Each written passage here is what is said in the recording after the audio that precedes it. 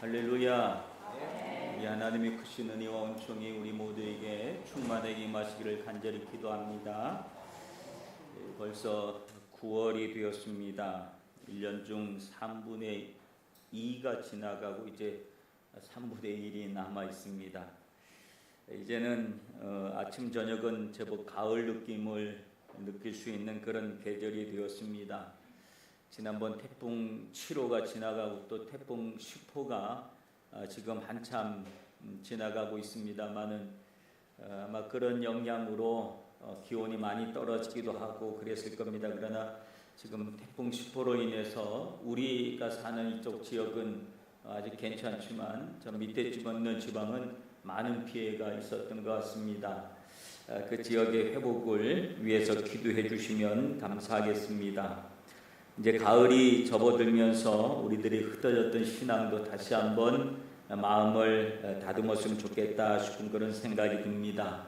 이번 주 토요일 날 한 달에 한 번씩 있는 특별 새벽 기도회가 이번 주 토요일 날에 있으니까 여러분 많이 오셔서 기도로 한 달을 준비해 주시길 바라겠고요. 오늘부터 오후 예배, 수요 예배가 다시 복귀되니까 여러분 신앙을 다시 한번 점검하시면서 주님 앞에 열심을 낼 수 있는 지금 9월달을 살아가시기를 간절히 바랍니다. 오늘은 총회에서 우리 총회에서 정한 인권주일이라고 합니다. 외국 땅에서 일본 땅에서 이 외국인이라고 하는 이름으로 살아가는 사람들의 인권을 위해서 우리 교단에서는 많은 일을 했었습니다. 죽은 날인 거부와 같은 일들을 통해서 외국인을 잠정적 범죄자로 여기고 있는 정부를 향해서 대항하기도 했습니다. 그리고 총회에서는 마이너리티 선교센터라고 하는 것을 운영하고 있는데 우리 제일 한국인들의 역사가 100년이 훨씬 넘는 역사를 안고 있기 때문에 그 오랜 역사 속에서 우리가 일본 땅에서 살아오면서 수많은 일들을 겪으며 나름대로 노하우들이 생겼고 그 노하우들을 가지고 지금 이 세월을 지내올 수 있었습니다. 그런데 지금 일본에는 우리 제일 한국인뿐만 아니라 또 다른 제일 외국인들이 참 많이 들어와서 삽니다. 필리핀, 네팔 많은 나라에 와서 살고 있는데 그들이 일본 땅에서 살기 시작한 것이 그리 오랜 세월이 아니기 때문에 오랜 세월에 일본에 살아온 우리 제일대한민국교회에서 우리가 겪어온 노하우들을 지금 그들이 겪고 있는 그 재외 국민들을 위해서 조금이라도 도와줄 수 있는 그런 일들을 하자 해서 마이너리티 선교센터를 운영하고 있는데 우리들의 사역을 통해서 이제는 이 국가라고 하는 영토 개념이 무너지고 어느 나라든지 다문화 사회가 형성되어 있는 이런 시대를 우리가 살아가고 있기 때문에 수많은 외국 국적을 가지고 있는 이들이 한 공동체를 이루면서 우리 한 나라에서 살아가는 그런 시대가 되었습니다. 그러므로 이제는 차별하는 세상이 아니라 함께 살아가는 세상을 만들어야 할 줄로 믿습니다. 교회는 그런 일들을 또 리더해야 하는 일들이 있기 때문에 우리 교단에서는 그렇게 활동을 하고 있습니다. 우리 교회 안에서도 다양한 국적을 가지신 분들이 우리가 함께 그리스도의 이름으로 한 가족이 되어서 살아가고 있는 것처럼 우리들의 사회 속에서도 그러한 서로 사랑하고 도와주고 또 협력하는 그런 아름다운 관계들을 이루어야 될 줄로 믿습니다. 디아스포라라고 하는 말이 있습니다. 이 디아스포라라고 하는 말은 특정 민족이 자의적이나 타의적으로 기존에 살던 땅을 떠나 다른 지역으로 이동하여 집단을 형성하는 것이라고 사전적 의미는 그렇게 설명을 해주고 있습니다. 그렇다고 한다면 우리는 전부 다 디아스포라라고 하는 이름으로 살아가는 사람들입니다. 성경의 이야기는 전부 다 디아스포라의 이야기입니다. 아브라함도 고향을 떠나서 하나님이 지시하는 땅 가나안 땅으로 디아스포라의 삶을 살기 시작한 것입니다. 성경에 있는 모든 이야기들이 이 디아스포라로 살아가는 사람들, 그 사람들을 위한 이야기입니다. 우리들 자신도 고향을 떠나서 또 고국을 떠나서 이 땅에 오고 지금 이곳에 살아가는 것은 디아스포라라고 하는 이름으로 살아갑니다. 하나님은 이런 디아스포라로 살아가는 사람들을 돌보시고 보호하시고 또 지켜주시는 은혜가 있는 줄로 믿습니다. 그렇다고 한다면 우리의 삶도 하나님께서 역시 이 수많은 디아스포라를 그렇게 지키시고 보호하시는 것처럼 여러분의 삶도 그렇게 지키시고 보호하시는 하나님의 은혜가 있는 줄로 믿습니다. 오늘 본문의 이야기는 사도 바울이 갈라디아 교회 성도들을 바라보면서 안타까운 마음으로 편지를 쓴 내용이 오늘 갈라디아서의 내용입니다. 특별히 오늘 읽은 본문에서는 바울이 갈라디아 교회 교인들을 향한 안타까운 마음이 훨씬 더 표현되어 있는 그런 부분인 것을 볼 수가 있습니다. 이 갈라디아 교회는 사도 바울이 1차 전도 여행 때 목숨을 걸고 복음을 전하면서 세운 교회였습니다. 갈라디아 지역은 오늘날로 얘기하면 터키, 토르코라고 하지, 터키의 남부 지역에, 동부 지역에 있는 그런 도시였습니다. 이스라엘하고는 상당히 떨어져 있는 그런 지역이요, 도시였지요. 사도 바울은 이곳에 도착해서 열심히 복음을 전했고 다행히 이 복음을 갈라디아 사람들이 순수하게 받아들였습니다. 처음 듣는 이야기에 그들은 신기했었고 그렇게 전하들은 복음을 그들은 기뻐했습니다. 그러면서 그들 안에 세례자가 나오기 시작하고 교회가 형성되어지고 성장하기 시작을 했습니다. 바울은 그 사실이 얼마나 기뻤는지 모릅니다. 그러나 바울은 한 곳에 계속 머물면서 사역했던 전도자가 아니라 다른 지역들을 계속 지역으로 이동하면서 복음을 전하는 전도자였기 때문에 이 갈라디아의 교회를 세워놓고 그리고 다른 지역으로 복음 선교를 위해서 떠나가게 됩니다. 그런데 사도 바울이 떠나가면서 교회 안에 문제가 생기기 시작한 겁니다. 다름이 아닌 그 교회 안에 디아스포라 유대인들이 들어왔습니다. 그래서 이들이 오면서부터 문제가 생기기 시작했는데 이 유대인들은 율법을 철저하게 지키고 또 중요하게 생각했던 사람들입니다. 외국에 살다 보면 본국 사람들보다도 외국의 본국의 전통이나 습관들을 더 중요하게 지키려고 하는 경향들이 많이 있는 것을 봅니다. 우리도 일본 땅에 살고 있고 그렇게 하지만 일본의 땅에 살고 있으면서 오히려 더 한국적인 것을 찾고 또 한국적인 이름을 찾고 하는 그런 모습을 많이 볼 수 있습니다. 지금은 그렇게까지는 안 그렇지만 불과 얼마 전까지만 해도 우리 제일 한국인들이 짓는 가게나 이런 거의 이름을 보면 굉장히 토속적인 이름들을 많이 졌습니다. 우리 이 지역에도 둥근 달이 있잖아요. 둥근 달이 있고 동대문이 있고 또 어느 데 가면 아름목이라고 하는 이름도 있고 굉장히 토속적인 이름들을 많이 사용을 합니다. 지금 젊은 사람들은 그런 이름을 짓는 가게들은 아무도 없습니다. 근데 그런 이름을 짓고 하는 것은 무엇을 때문에 그러냐면 외국에 나와 있기 때문에 더 그리움이 있고 또 본국에 대한 생각이 더 많이 있고 그걸 지키려는 마음이 더 강하고 그런 마음들이 더 많습니다.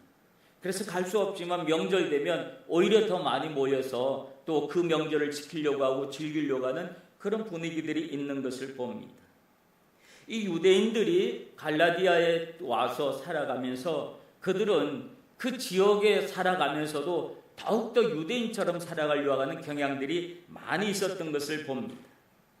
그 유대인들은 갈라디아 살면서 처음에는 자신들과 같은 유대인이었던 바울이 전해주는 그 이야기, 그 예수의 이야기에 그들도 관심을 가지고 있었고 그 이야기를 받아들였습니다. 그래서 바울이 있는 동안에는 바울이 전한 예수의 이야기를 그들도 잘 듣고 있었지만 바울이 떠나가고 난 다음에는 늘 그들이 마음속에 이 바울의 이야기를 들으면서도 이건 아닌데 라고 하는 생각을 늘 가지고 있었는데 그 이건 아닌데 라고 하는 생각이 바울이 없으니까 그들 속에서 나오기 시작한 겁니다. 즉 바울은 율법으로부터의 자유를 계속해서 말하고 있었지만 그들의 생각은 달랐다라고 하는 겁니다. 어떻게 율법을 무시하고 예수를 믿기만 하면 구원을 받을 수 있다는 말이냐? 어떻게 우리가 조상적부터 오랜 적부터 지켜온 이 율법을 버리라고 또 이야기할 수 있느냐라고 하는 생각이 그들 마음속에 많이 있었다는 거예요. 이 교회 안에 있었던 유대인들은 갈라디아 사람들에게 바울은 그렇게 얘기했지만 사실은 그게 아니다. 내가 조상적부터 오랫동안 우리는 하나님을 믿어온 사람들인데 우리가 믿는 하나님, 조상적부터 우리가 계속 들고 왔고 우리가 지키고 왔었던 율법이라고 하는 것이 있다. 이걸 무시하면 안 된다 라고 하는 이야기를 그들은 이 교인들에게, 갈라디아 교인들에게 전하기 시작했고 말을 하기 시작했습니다. 그리고 사도 바울이 전한 복음을 결국은 정면으로 반박하기 시작하는 일까지도 생겨났습니다. 그로 인해서 교회 안에서는 혼란이 생기기 시작하고 분열 아닌 분열 상태가 되어버리고 말았습니다. 유대교를 모르던 교인들까지도 동조하면서 사도 바울을 그렇게 존경하고 따랐던 사람들이 이제는 마음이 변했다라고 하는 거예요. 바울은 그 사실을 너무나 안타까워했습니다. 갈라디아 사람들은 자신에게 복음을 전해준 바울이 얼마나 좋았었는지 몰라요. 오늘 본문에 보면 바울이 복음을 전할 때 건강한 상태에서 복음을 전한 것이 아니었습니다. 바울은 육체의 가시를 안고 있었던 사람이었다고 하는 사실을 여러분 잘 아십니다. 그 가시가 무엇이냐 여러 가지 이야기들이 있지만 그 많은 부분의 성경을 읽으면서 알 수 있는 바울의 육체의 가시는 아마 안질이었을 것이다. 눈이 불편하고 눈에 늘 뭐가 나고 하는 그런 불편함을 가지고 있었을 것이다. 그래서 오늘 15절에 보면 너희가 할 수만 있거든 눈이라도 빼어서 내게 주었을 것이다. 이 말은 바울을 바라보면서 우리에게 저렇게 귀한 말씀을, 저렇게 귀한 복음을 전해준 바울, 저렇게 아픈 가운데서도 힘들어하는 가운데서도 우리에게 복음을 전하니 내가 저 바울을 위해서 뭐라도 했으면 좋겠다. 이런 마음을 그들이 가졌다는 거예요. 얼마나 귀한 마음입니까? 그래서 바울은 그들의 마음을 알았기에 내가 이런 육체의 약점을 가지고 왔음에도 불구하고 어떻게 보면 어떻게 저런 사람이 와가지고 목사라고 와가지고 복음을 전하고 그러냐, 네 몸에다 제대로 돌봐라, 이렇게 말할 수 있는 상황이었지만 너희들이 그렇게 하지 않냐, 나를 얼마나 잘 받아주었느냐.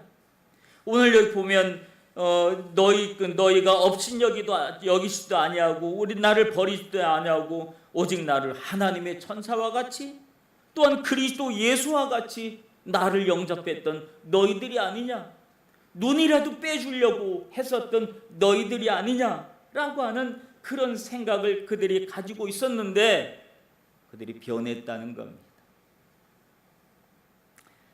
그러면서 따랐던 갈라디아 사람들인데 그들이 변했다는 거예요. 거기에 대한 안타까움을 가지고 있습니다. 한 5년 전에 병상 세례를 주었던 한 자매님이 있습니다. 매주일 예배 후에 사모랑 그 집에 가서 신방을 가서 성경을 얘기해주고 복음을 가르쳐주고 그랬습니다.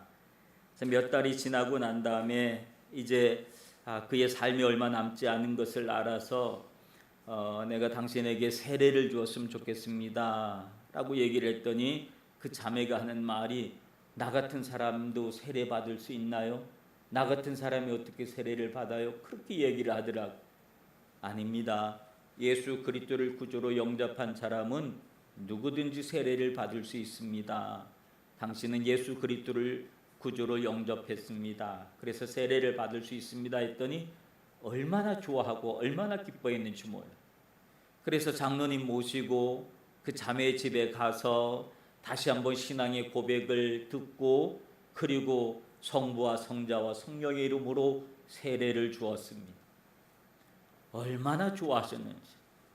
그리고 얼마 있다가 그분이 돌아가셨지요.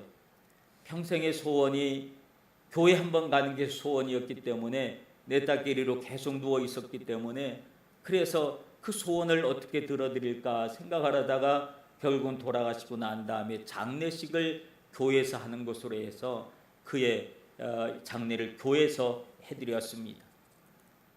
깜짝 놀랐던 것은 그날 영정사진을 가지고 왔을 때 너무 놀랐었습니다. 그분에게는 굉장히 예쁜 그런 분이었기 때문에 젊었을 때 예쁜 모습이 얼마나 많이 있었는데 그분이 가져온 영정사진은 세례받을 때의 사진이었습니다. 바싹 말랐지만 그러나 그 얼굴이 얼마나 빛이 나고 환했는지요. 그가 숨을 거두기 전에 자녀들에게 이렇게 이야기한 겁니다. 내 영정사진으로 이 사진을 해달라고. 그래서 장로님하고 같이 세례 주었던 그 장면, 그 사진으로 영정사진을 했던 그 모습을 볼 수 있습니다. 여러분, 복음을 받은 사람의 기쁨은 이루 말할 수가 없는 겁니다. 은혜 받고 구원받았다고 하는 그때의 그 기쁨은 이루 말할 수 없는 기쁨을 그에게 주는 겁니다. 갈라디아 교회 사람들이 그런 기쁨으로 있었습니다. 그랬는데 그들이 변했다는 거예요. 그렇게 순수하고 뜨거웠던 갈라디아 사람들이 혼란 속에 빠지고 말았습니다. 그들을 혼란 속으로 몰고 간 사람들이 누구였습니까? 유대인들이었습니다. 그 교회에 있던 디아스포라 유대인들이 그렇게 만들어버리고 말았습니다. 그들은 율법주의자들이었고 처음에 바울의 말을 들었을 때는 수긍하는 척 했지만 바울이 떠나가고 난 다음에 그들은 본색을 드러내서 바울이 전한 모든 내용을 뒤집기 시작한 겁니다. 인간이 구원을 받으려면 철저하게 율법을 지켜야 한다는 것이죠. 결국 예수 그리스도의 십자가 사건을 부정한 것이 되고 말았습니다.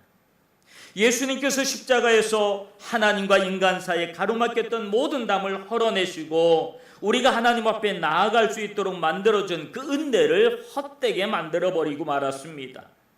십자가에서 우리의 모든 죄를 다 용서해 주신 그 용서가 율법의 행위로 대신되고 말았다라고 하는 사실인 겁니다.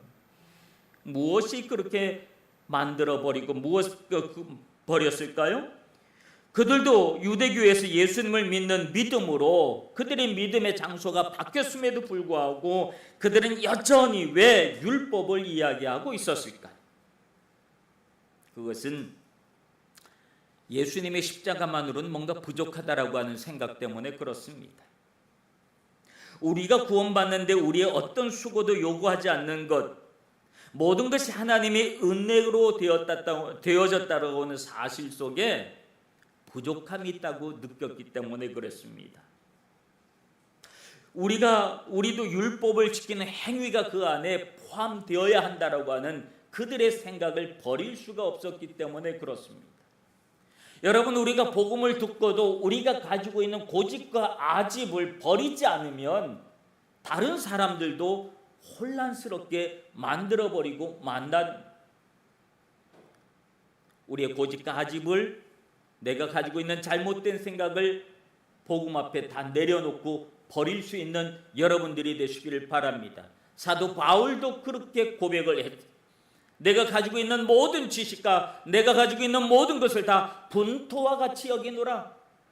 그러면서 다 버려버렸던 그의 모습이었다라고 하는 사실이, 버리지 않으면 우리도 내가 가지고 있는 내 고집이 누군가의 신앙에 영향을 줄 수도 있다라고 하는 사실이라고 하는 것. 여러분, 이단들이 하는 말이 무엇입니까? 성경이 하는 이야기에 부족함이 있다는 것. 예수님의 이야기에 부족함이 있다는 것. 예수님의 십자가의 죽음만으로는 안 된다는 거예요. 미완성이라고 하는 거예요. 그래서 이단들은 그 부족함을 우리가 채워준다고 얘기하는 겁니다. 그 이단의 교주들이 그 부족함을 채워준다고 얘기하는 거예요. 우리가 교회에서 말하고 있지 않는 그런 것을 우리가 말해준다는 거예요. 교회에서 알려주지 않은 것을 우리가 알려준다는 거예요. 그래서 이단들은 그렇게 활동을 하는 겁니다. 여러분, 이단에 넘어간 사람들, 이단에서 활동한 사람들이 무식한 사람들이던가요? 아닙니다. 얼마나 많이 배운 석박사들이 얼마나 많은지 몰라요. 세상의 모든 학문을 다 알고 가지고 있는 그런 사람들인데도 불구하고 우리가 생각해도 그 황당한 교리에 그들은 다 넘어갔죠. 왜 그럴까요? 세상적으로는 똑똑할지 모르지만 영적으로는 무지하기 때문에 그렇습니다. 이것은 영적 싸움이기 때문에 악한 영에 사로잡히고 나면 이성이고 상식이고 논리고 이런 것들이 하나도 소용이 없어져 버리고 맙니다. 그래서 다 넘어가 버리고 마는 겁니다. 그렇게 해서 지금 교회를 어지럽히고 있다라고 사도 바울이 이야기하는 겁니다.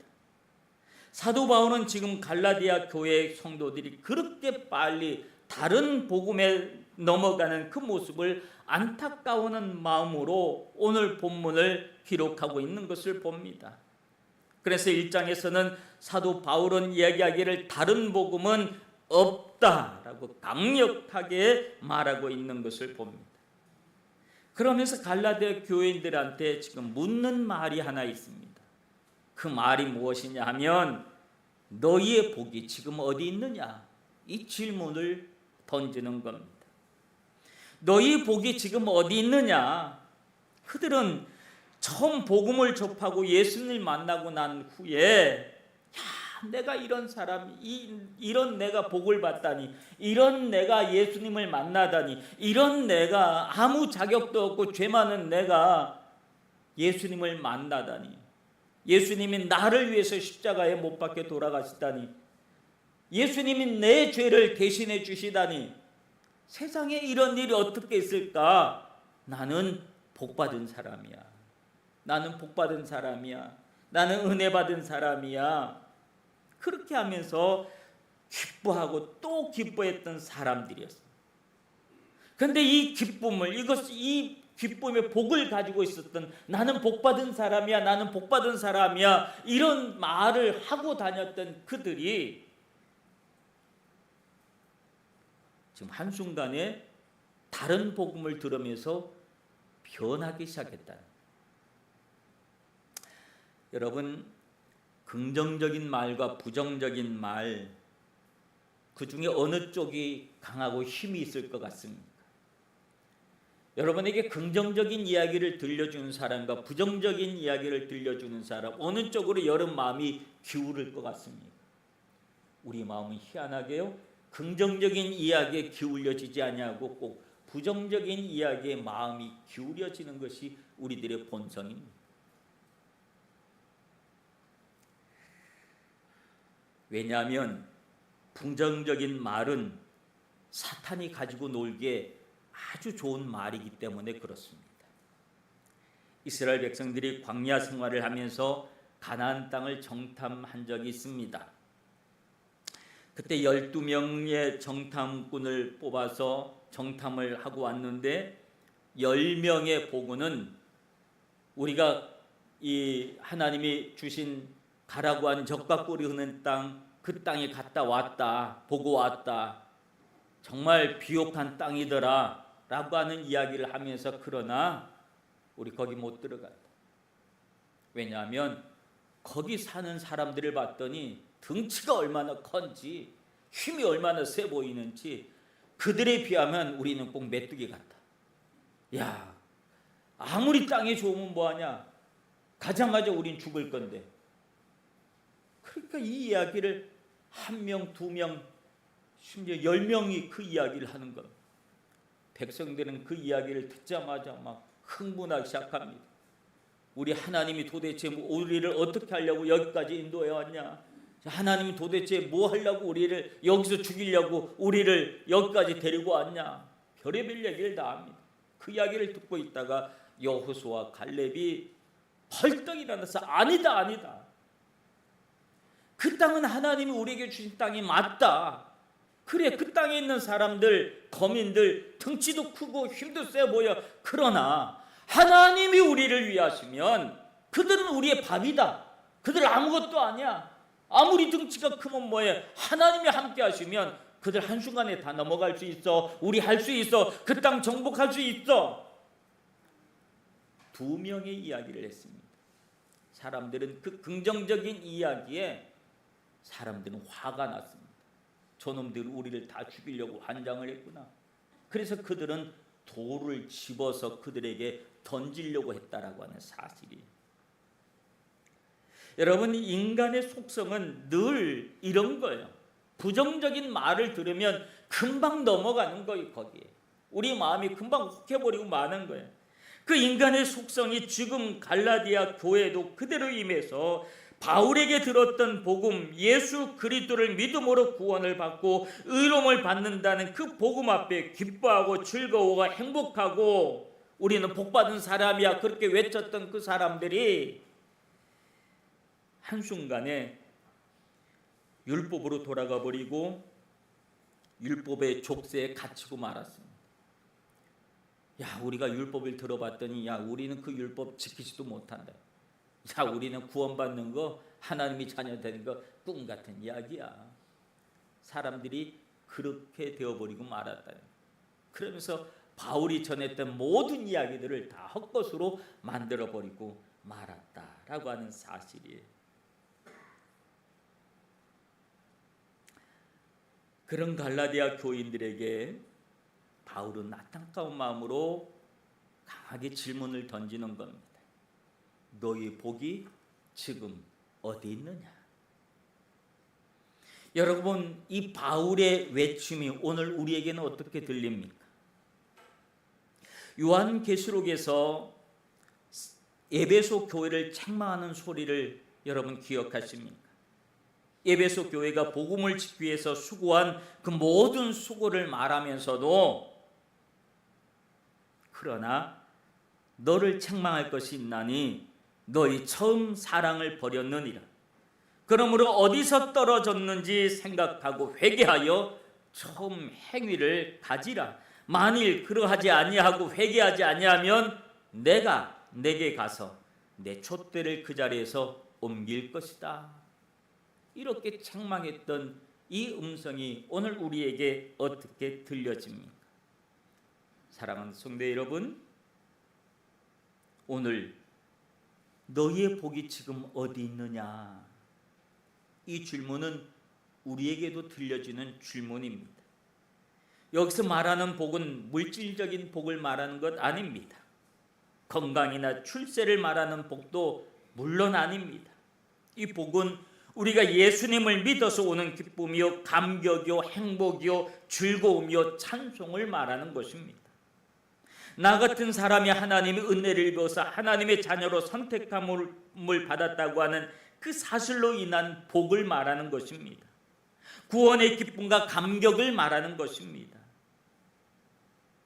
근데 그 복이 있는데 부정적이고 상처를 주고 매사에 원망과 불평을 일삼는 그런 사람들로 인하여 그 복이 한순간에 사라지고 말았다라고 하는 사실입니다. 이스라엘 백성들이 출애굽할 때에 하나님은 매일 아침마다 만나를 주셨습니다. 근데 좋은 것도 맨날 먹으면 질린다고요. 사람들이 슬슬 그러고 있을 때에 갑자기 백성들이 고기 달라고 원망을 하기 시작합니다. 우리한테도 고기 달라, 고기 달라. 고기 먹고 싶어서 미치겠다. 우리가 차라리 애굽의 종노릇 할 때는 그때 우리는 주인의 부엌에서 비록 구박도 받고 매는 맞았지만 그래도 고기 먹었었다. 주인이 우리한테 고기도 줬었다. 고기 달라, 고기 달라. 원망하기 시작했습니다. 여러분, 근데 이 고기 달라는 원망을 누가 집어넣어 준 줄 아십니까? 그들은 이스라엘 백성들이 아니었습니다. 애굽에서 나올 때 이스라엘 백성들만 나온 것이 아닙니다. 애굽에서 종살이하던 많은 사람들이 이스라엘 사람들만 있었던 것이 아니라 다른 나라 사람들도 종노릇하고 있었는데 백성들이 이스라엘 백성들이 출애굽해서 확 빠져나갈 때 저들이 뭐지? 그리고 우리도 가야지. 그리고 딸려 나온 사람들, 섞여서 나온 무리들이 있었습니다. 그들은 하나님을 믿는 사람들이 아니었습니다. 그들이 섞여서 이스라엘 백성들하고 같이 출애굽을 한 겁니다. 그러다가 그들이 우리 고기 먹고 싶다, 고기 먹고 싶다, 고기 먹고 싶다, 그 말을 백성들에게 막 하기 시작한 겁니다. 안 그래도 슬슬 만나에 물릴 즈음에 그 이야기를 들으니까 백성들이 다 같이 우리한테 고기 달라 모세에게 막 강하게 요청을 하고 그랬던 사실입니다. 여러분, 섞여 나온 무리들이 집어넣은 원망, 고기 달라는 원망, 악한 사탄 마귀가 이런 것들을, 이런 부정적인 생각과 불신앙적인 생각들을, 말들을 우리에게도 집어주는 겁니다. 그런 생각이 우리 안에 들어오는 순간 우리는 그 말에 우리 마음이 뺏기고 마는 거예요. 그래서 우리도 바울의 복음을, 예수 그리스도의 복음을 헛것으로 만들고 그리고 복음을 잃어버린, 복을 잃어버린 사람들이 되고 만다라요. 여러분, 이제 우리가 이 가을이 되었습니다. 다시 한번 우리의 신앙을 점검하십시다.